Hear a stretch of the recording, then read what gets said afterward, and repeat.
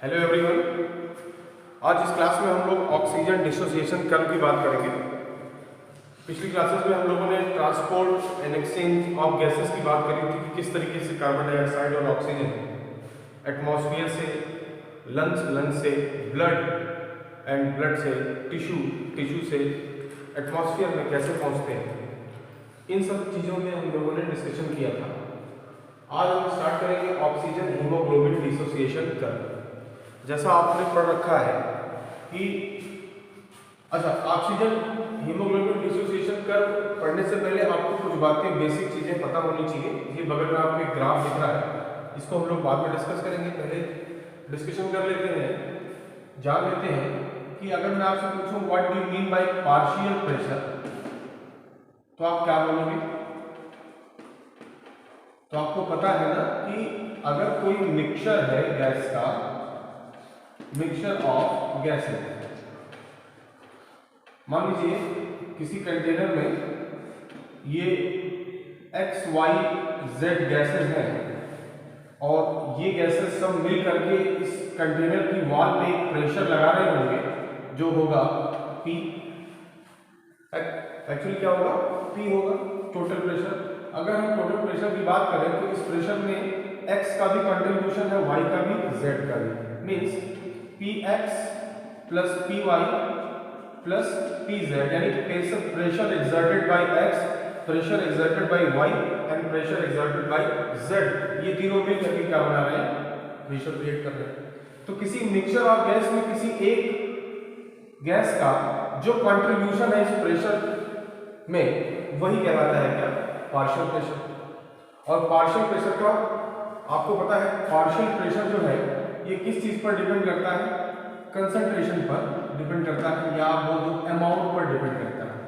यानी कोई गैस जितना ज्यादा अमाउंट में है उसका कंट्रीब्यूशन प्रेशर एक्सर्शन में उतना ही ज्यादा होगा। और अभी हम लोगों ने लास्ट क्लास में पढ़ा था कि जैसे ये जो मूवमेंट होता है, मान लीजिए कहीं का पार्शियल प्रेशर किसी गैस का ज्यादा है और उसी गैस का पार्शियल प्रेशर किसी रीजन में कम है, तो इस गैस का मूवमेंट ज्यादा से कम की तरफ होता है।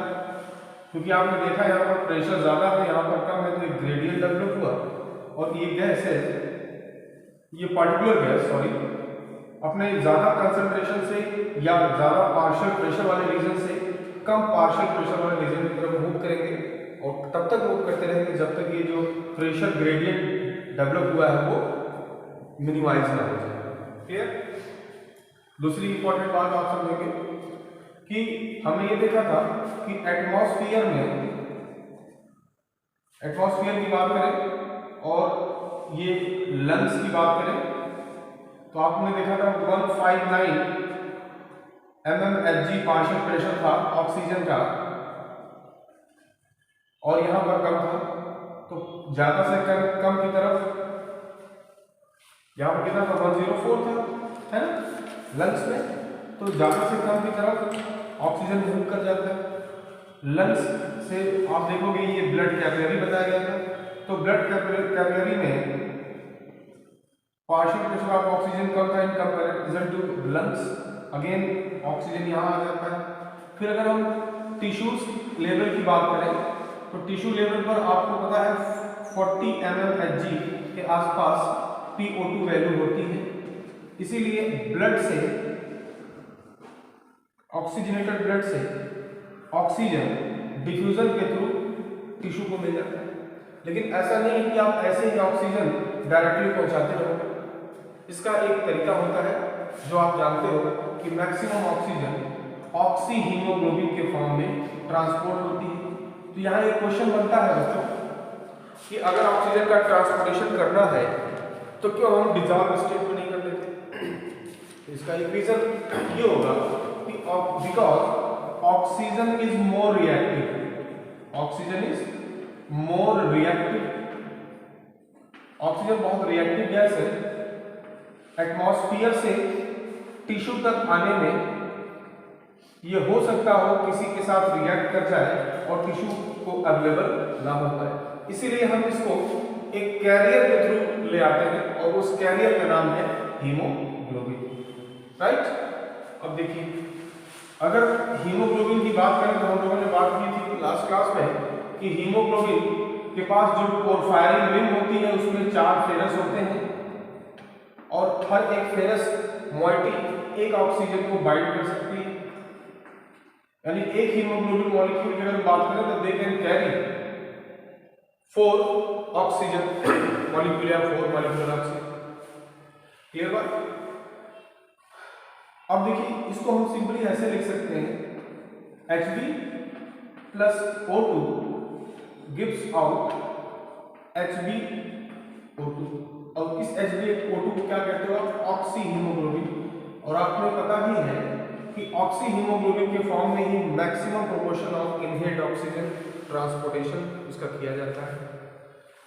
ये HbO2 का बनना यानी हीमोग्लोबिन का बनना, ऑक्सी हीमोग्लोबिन का बनना जो हो रहा है ये ऐसे ही नहीं हो जाता, इसके लिए कुछ स्पेसिफिक पैरामीटर भी चाहिए होते हैं। जैसे HbO2 कब बनेगा बच्चों? जब पार्शियल प्रेशर ऑफ ऑक्सीजन ज्यादा हो और PCO2 की वैल्यू कम हो। ये स्थिति जो होगी वो HbO2 को बनने के लिए फेवरेबल होगी। इतनी बात क्लियर? HbO2 मैंने बताया था कि है क्या? एक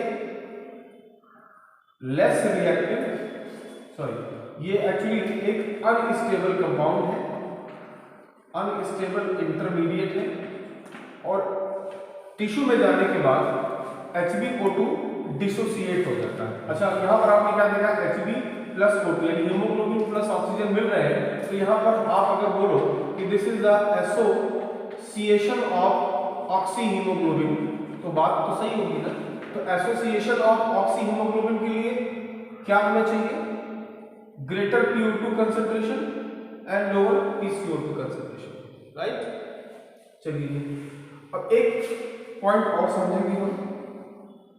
what do you mean by percentage saturation of haemoglobin? अगर मैं आपसे बोलूं कि ये क्या है भाई? Percentage saturation. मान लीजिए ये एक ब्लड कैपिलरी है जिसमें हीमोग्लोबिन के कुछ मॉलिक्यूल्स आपको यहाँ दिखाए गए हैं, हीमोग्लोबिन है ना। जब सभी हीमोग्लोबिन की जो यहाँ पर सभी हीमोग्लोबिन ऑक्सी हीमोग्लोबिन बना लें, अगर मान लीजिए यहाँ से 4 है, चारों ने ऑक्सीजन को अटैच कर दिया अपने चारों बाइंडिंग साइट पर, तो अब आपने देखा कि इस ब्लड कैपिलरी के इस रीजन में जितने भी हीमोग्लोबिन थे वो कंज्यूम हो चुके हैं। किस फॉर्म में? क्योंकि उन्होंने HbO2 बना लिया। यहाँ पर आप क्या देखोगे? 100% सैचुरेशन ऑफ हीमोग्लोबिन, राइट। 4 के 4 ऑक्सी हीमोग्लोबिन में कन्वर्ट हो चुके हैं। अगर मैं आपसे कहूं कि यहाँ पर 4 में से केवल 3 हीमोग्लोबिन ने ऑक्सीजन को अटैच किया और ऑक्सी हीमोग्लोबिन में कन्वर्ट हुए, तो आपने बोला यहाँ पर अब 75% सैचुरेशन है हीमोग्लोबिन का ऑक्सीजन के साथ। 2 हो गए तो 50%, एक ही हुआ तो 25%। तो it is known as, this is known as percentage saturation of haemoglobin. Clear बात? चलिए, अब इस ग्राफ को थोड़ा समझते हैं। यानी आपको ये बात क्लियर हो गई ना कि HbO2 एक अनस्टेबल इंटरमीडिएट कंपाउंड है जो कब बनेगा? जब PO2 की वैल्यू ज्यादा, PCO2 की कम। ये अनस्टेबल है यानी थोड़ा सा रिएक्टिव होगा। रिएक्टिव इसलिए जरूरी है होना, इसका अनस्टेबल होना इसलिए जरूरी है कि HbO2 के फॉर्म में जब ये HbO2 टिश्यू में पहुंचेगा, तो अगर HbO2 एज इट इज पड़ा रह जाए, एसोसिएट हुआ रह जाए, तो ऑक्सीजन की अवेलेबिलिटी जो सेल्स को है, टिश्यू को है, वो नहीं हो पाएगी। यानी ऑक्सीजन टिश्यूज को मिल जाए, इसके लिए जरूरी है हीमोग्लोबिन टूट करके अलग हो जाए ऑक्सी हीमोग्लोबिन से और ऑक्सीजन किसको मिल जाए? सेल को। तो हीमोग्लोबिन, ऑक्सी हीमोग्लोबिन का में से, ऑक्सी हीमोग्लोबिन में से ऑक्सीजन का निकलना, release of oxygen from oxyhaemoglobin at tissue level, it is known as dissociation of oxyhemoglobin। यहाँ पे बातें क्लियर है आई थिंक। और डिसोसिएशन ऑफ ऑक्सी हीमोग्लोबिन का मतलब क्या हुआ कि ये जो आप देख रहे हो बच्चों, ये क्या है, ये ऑक्सी हीमोग्लोबिन है। टिश्यू लेवल पर जा करके हीमोग्लोबिन अलग हो जाएगी, ऑक्सीजन मॉलिक्यूलर ऑक्सीजन अलग हो जाएगी और ये इस सेल को मिल जाएगी for oxidative breakdown of the food. जिस तरीके से ऑक्सी हीमोग्लोबिन बनने के लिए कंडीशंस थी, इसी तरीके से डिसोसिएशन ऑफ ऑक्सी हीमोग्लोबिन के लिए भी कुछ पैरामीटर्स होंगे, कुछ कंडीशंस होंगी। जब पार्शियल प्रेशर ऑफ ऑक्सीजन कम होगा और पार्शियल प्रेशर ऑफ CO2 ज्यादा होगा, उस समय ये स्थितियां बनेंगी, क्या, dissociation of oxy haemoglobin. Clear बात। तो ऑक्सीजन के पार्शियल प्रेशर को एक एक्सिस पर दिखाया गया है, देखिए 100 तक, 0 से स्टार्ट किया गया है, 100 तक ले गए हैं इसमें mmHg में, यानी इस एक्सिस पर हम किसको शो करा रहे हैं, पार्शियल प्रेशर ऑफ ऑक्सीजन को, राइट। दूसरे एक्सिस पर हम परसेंटेज सैचुरेशन ऑफ हीमोग्लोबिन दिखा रहे हैं कि कितने PO2 पर कितना percentage of haemoglobin oxy haemoglobin में कन्वर्ट हो चुका है। क्लियर। तो आप यहाँ पर डायरेक्ट रिलेशन देख सकते हो, ऑरिजिन से ग्राफ जा रहा है, जैसे जैसे आप PO2 की वैल्यू बढ़ाओगे, ऑक्सी हीमोग्लोबिन का बढ़ना की कंसंट्रेशन बढ़ती जाएगी। आपने 0 किया तो 0 ऑक्सी हीमोग्लोबिन, यानी 0% सैचुरेशन था। 10 किया तो 10 के आसपास परसेंटेज सैचुरेशन हो गया, 30 किया तो और बढ़ता चला गया। एक लिमिट के बाद आप देखेंगे जब 70 to 80 के आसपास आ रहे हैं, तो यहाँ पर ये ग्राफ जो एक्सपोनेंशियल जा रहा था वो थोड़ा सा स्टेडी होता चला जा रहा है। यानी इस रीजन के बाद अगर आप कितना भी PO2 वैल्यू बढ़ाओ, परसेंटेज सैचुरेशन में कोई फर्क नहीं पड़ेगा हीमोग्लोबिन की। क्यों? क्योंकि अगर 97% सैचुरेशन हो गया, आपने पढ़ा है ना कि ऑक्सीजन के थ्रू 97% ऑक्सीजन का ट्रांसपोर्टेशन होगा, तो आप यहां देखेंगे अगर 97 के आसपास, यहां के आसपास सैचुरेशन हो गया, तो फिर PO2 आप बढ़ाते जाओ, कोई मतलब नहीं। इसको इस तरह समझेंगे, लेट मी रब the board just a minute. आप इस एक्सिस पर देखिए, ये जो PO2 की वैल्यू है 40 mmHg, ये आपको कहां मिलेगी बच्चों, ये टिश्यू लेवल पे मिलेगी, है ना, टिश्यू लेवल पे मिलेगी। और टिश्यू लेवल तक पहुंचते पहुंचते ब्लड में जो हीमोग्लोबिन है वो आप देखिए लगभग 97 के आसपास सैचुरेट हो चुका होगा। यहां पे देखते हैं, ये फिर से वही बनाते हैं, मान लेते हैं ये लंग्स हो गया, क्लियर, ये ब्लड कैपिलरी हो गई और इससे रिलेटेड ये टिश्यू हो गई। आपको पता है ना टिश्यू लेवल पर जो PO2 की वैल्यू है वो कितनी है, 40 mmHg है। क्लियर है। यहां पर आपको पता है 104 है।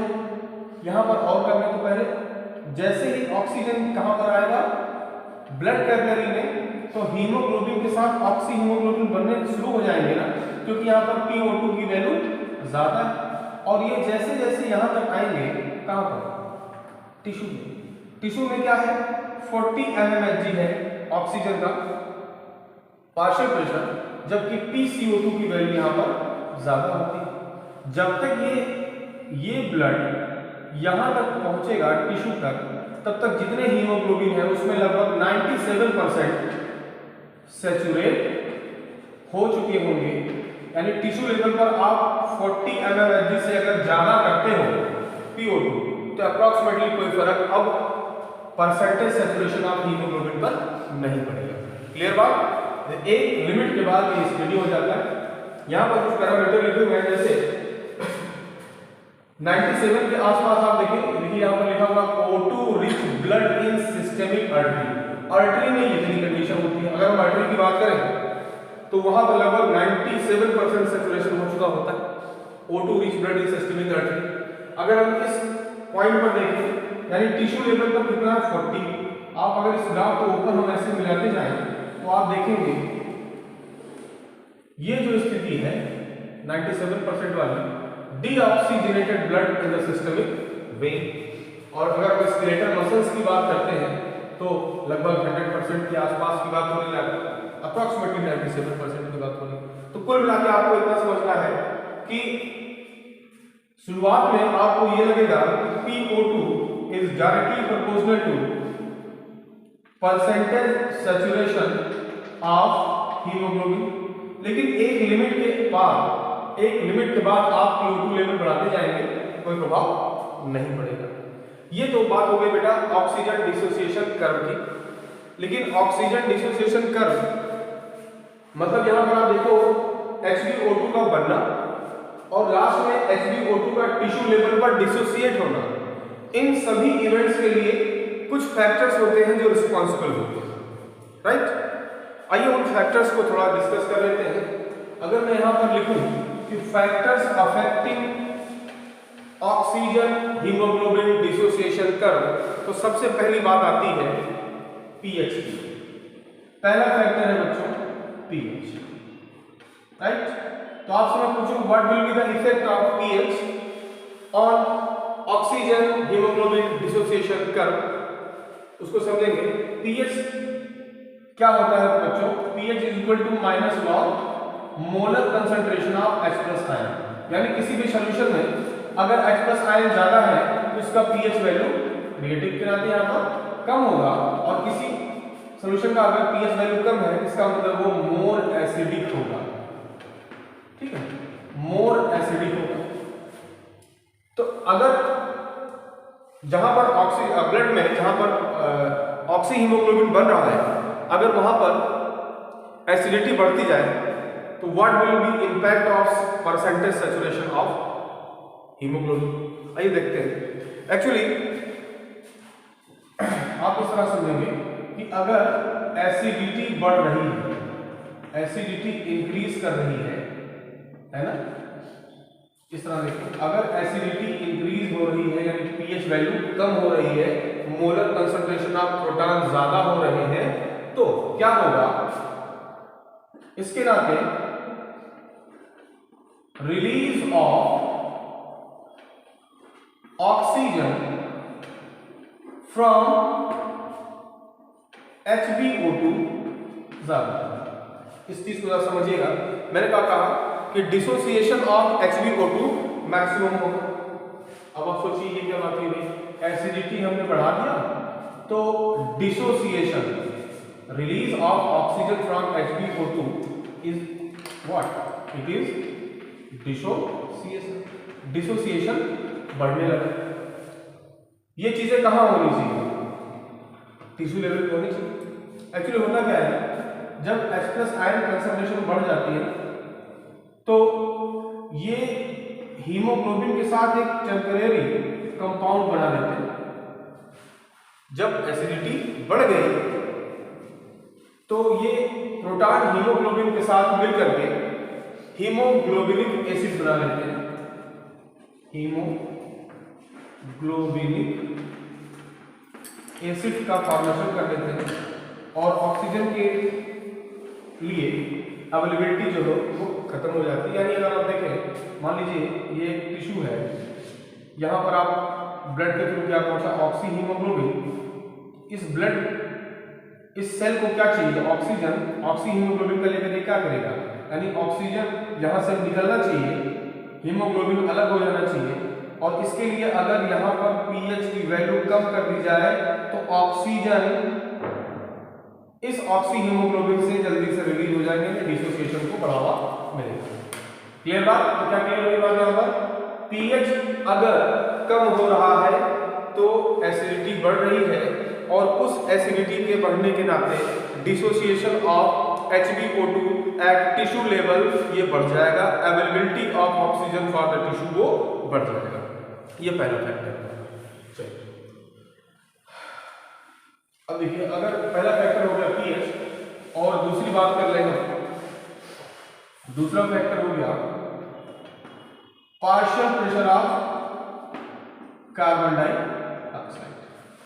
Partial pressure of carbon dioxide, अगर मैं आपसे बोलूं कि partial pressure of carbon dioxide inversely proportional है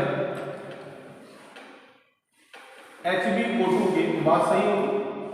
अगर PCO2 की वैल्यू ज्यादा है तो HbO2 का बनना कम होगा। आपने पढ़ा था कि HbO2 बनने के लिए हाई PO2 चाहिए जबकि लो CO2 चाहिए, है ना। अब इसको जरा समझते हैं क्या होता है।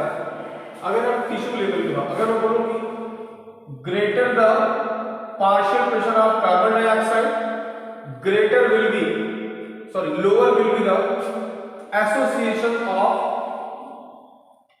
oxyhemoglobin and lower will be greater will be the dissociation of oxyhemoglobin. Am I right? दोबारा सुनिए मैंने क्या कहा। Greater the partial pressure of CO2, lower will be the association of HbO2 and greater will be the dissociation of HbO2. बात तो समझ में आ रही होगी आपको। अब देखिए होता क्या है, जैसे ये मान लीजिए टिश्यू है, इस टिश्यू को किसकी जरूरत है बच्चों? ऑक्सीजन की फॉर मेटाबॉलिक एक्टिविटी। अब यहां पे ये आर्टरी थी जो HbO2 लेकर के आ रही है, HbO2 लेकर के आ रही है। अब आपको पता है ये जो सेल्स हैं, ये सेल जो है ये मेटाबॉलिकली एक्टिव है, ये मेटाबॉलिक रूप से एक्टिव है। तो मेटाबॉलिकली एक्टिव होने के नाते यहां पर ग्लूकोज का ब्रेकडाउन पहले भी हो चुका होगा, यानी CO2 की कंसंट्रेशन यहां पर ज्यादा होगी। अगर CO2 की कंसंट्रेशन ज्यादा होगी तो पार्शियल प्रेशर ऑफ CO2 भी ज्यादा होगा, और अगर पार्शियल प्रेशर ऑफ CO2 ज्यादा है, जैसे ही ये HbO2 यहां आएगा यानी ऑक्सीहीमोग्लोबिन, इसको क्या मिलेगा? High PO2। और हाई PO2 के नाते यहां पर एसिडिटी बढ़ी हुई नजर आएगी। अब सोचोगे आप एसिडिटी कैसे बढ़ेगी? भाई CO2 है ज्यादा, वाटर के साथ रिएक्ट करेगा, क्या बनाएगा? H2CO3। ये वीक एसिड है, वीकली डिसोसिएट होकर प्रोटॉन और बाइकार्बोनेट आयन देगा ना, तो H+ आयन की कंसंट्रेशन यहां बढ़ेगी जो कि एसिडिटी को बढ़ाएगा, और एसिडिटी को जब बढ़ाएंगे तो क्या बन जाएगा? हीमोग्लोबिनिक एसिड किसकी जगह पर? जो कि HbO2 को डिसोसिएट करेगा। यानी अगर PO2 की वैल्यू ज्यादा, CO2 की वैल्यू टिश्यू सेल लेवल पे ज्यादा है तो एसिडिटी ज्यादा होगी, और ये एसिडिटी क्या कराएगी? किसको इनहेंस कराएगी? That is dissociation of oxyhaemoglobin. Haemoglobin अलग हो जाएगा और ऑक्सीजन अलग हो जाएगा। तो इन जनरल अगर मैं आपसे बोलूं कि टिश्यू लेवल पे अगर देखा जाए तो PCO2 की वैल्यू जैसे बढ़ती है वैसे ही सेल के लिए ऑक्सीजन की अवेलेबिलिटी भी बढ़ती जाती है। जितना ज्यादा CO2 की कंसंट्रेशन यहां हो रही है और उतनी तेजी से डिसोसिएशन ऑफ ऑक्सीहीमोग्लोबिन होगा और उतनी ही तेजी से ऑक्सीजन सेल्स को मिलेगी। एक वर्ड में एक सेंटेंस में बोला जाए तो इस तरह बोला जाएगा कि कार्बन डाइऑक्साइड की ज्यादा कंसंट्रेशन सेल्स को ऑक्सीजन, सेल्स के लिए ऑक्सीजन की अवेलेबिलिटी को बढ़ाते हैं। दोबारा सुनिए मैंने क्या कहा? Greater concentration of CO2 increases the oxygen availability of the tissue and this is known as Bohr's effect. Bohr's effect, right? एक और फैक्टर है दैट इज टेम्परेचर, उसको समझ लेते हैं। जरा देखिएगा, जो सेल्स मेटाबॉलिकली एक्टिव होंगी उसमें मेटाबॉलिज्म हो रहा होगा, कैटाबॉलिकली एक्टिव है, तो जब चीजें ब्रेक डाउन हो रही है, सबस्टेंसेस ब्रेक डाउन हो रहे हैं, बॉन्ड्स ब्रेक हो रहे हैं, तो नॉर्मल सेल जो मेटाबॉलिकली एक्टिव नहीं है उसकी कंपैरिजन में मेटाबॉलिकली एक्टिव सेल्स का टेम्परेचर थोड़ा सा बढ़ा होगा, राइट? और बढ़ा हुआ टेम्परेचर एक्चुअली किसको प्रमोट करता है? Dissociation of oxyhaemoglobin. यानी अगर ऑक्सीहीमोग्लोबिन इस सेल में आ रही है और सेल पहले से मेटाबॉलिकली एक्टिव है तो यहाँ का टेम्परेचर थोड़ा सा ज्यादा होगा, और ये थोड़ा सा बढ़ा हुआ टेम्परेचर HbO2 के टूटने में हेल्प करेगा और जिसके नाते ऑक्सीजन सेल्स को आराम से मिल जाएगा। तो बच्चों ये था oxygen dissociation, oxygen haemoglobin dissociation curve, जिसमें आपने PO2 की कंसंट्रेशन का क्या प्रभाव पड़ता है, टेम्परेचर का क्या प्रभाव पड़ता है, एसिडिटी का क्या होता है, pH का, PCO2 की वैल्यू का क्या प्रभाव पड़ता है, ये सब आपने देखा। तो आई थिंक ये ग्राफ भी आपको समझ में आ गया होगा। आज के इस लेक्चर में आपको सबसे ज्यादा ध्यान किस चीज पे रखना था कि ग्रेडियंट को मिनिमाइज करना था, पार्शियल प्रेशर को जो है समझना था कि किस लेवल पर पार्शियल प्रेशर कहाँ होता है, और ऑक्सी हीमोग्लोबिन क्यों स्टेबल नहीं होता है, अनस्टेबल कंपाउंड है, ये सब बातें हमें समझनी थी। बोहर्स इफेक्ट मैंने आपको बताया कि CO2 की ज्यादा प्रेजेंस है तो वो सेल्स को ऑक्सीजन जल्दी से प्रोवाइड करा देती है, यही बोहर्स इफेक्ट है, बहुत जनरल भाषा में। आई होप ये वीडियो आपको समझ में आया। अगर कोई डाउट है तो आप कमेंट बॉक्स में मुझसे पूछ सकते हो। Thank you.